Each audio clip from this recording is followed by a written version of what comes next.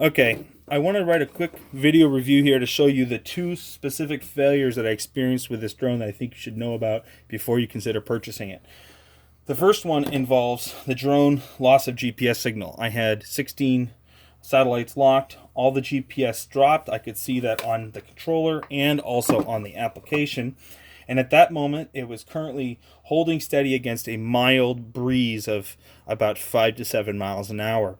When the failure happened, the drone went up to full power, full throttle on all props, but at the same ratio that it was using at low power to sustain against the breeze, and it then transited 100 yards in a yaw directly into my neighbor's property and crashed.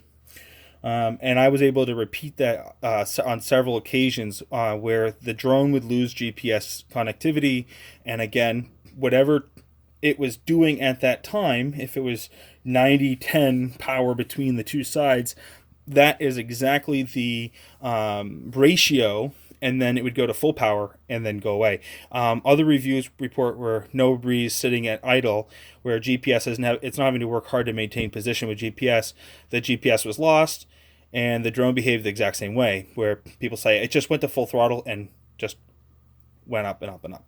Obviously, if you exceed 400 feet in the U.S., then you're now violating FAA. And if your drone, God forbid, was involved in an accident, your mandatory registration number would hold you liable for that accident. So that's a serious issue. In my case, on one of the failures, I had another fellow engineer over at my house. I was showing him. We were trying to figure out what was going on, and it nearly hit him in the face. So that was another problem. The second issue, and I think that's directly down to QC issues with the low quality GPS receivers, my guess, combined with the fact that the failure that would happen resulted in an unexpected PLC controller issue. The second issue that we found, and I'm going to put in brand new batteries here. These are just fresh out of the package.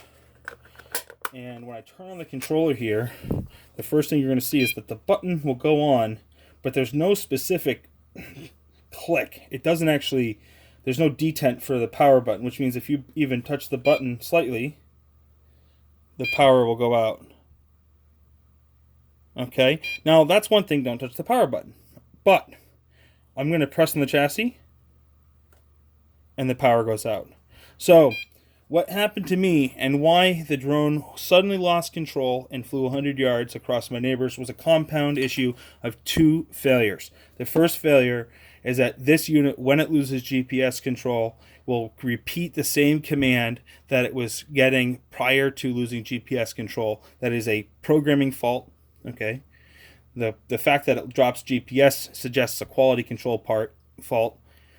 Then why it goes to full throttle, I cannot even begin to fathom. Then you try to capture control of the thing, you're grabbing onto the drone, and the chassis is so thin that any grip on it will result in you losing power to your controller. So at that point, you have a drone that is repeating its last known control input as best as it understands, and a head unit that you are unable to use to prevent whatever's going to happen next. I think this is a significant safety issue and a regulatory issue if you are flying this in the United States. This is over the 250 grand limit. You have to register it. I never even completed my base testing, so it hasn't yet been registered. You'll see there's no registration IDs on this drone yet. But this is a big concern, and as you can see, a single push on it will shut the drone off.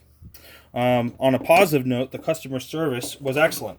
Other than the fact that they requested that I change my review from 1 star to 5 stars, which I think is unethical because the review was accurate and reflected the quality of the product. I did remove my seller feedback as a seller. They're selling a product I cannot recommend anyone to buy. It's dangerous, and if this happens to you, you're going to hurt somebody or end up in trouble with the regulators. However, the customer service was prompt. They were attentive, they were polite, they responded quickly to email, and they tendered a full refund for me, which I definitely appreciated. However, the risk to property, legal problems, something you want to think about.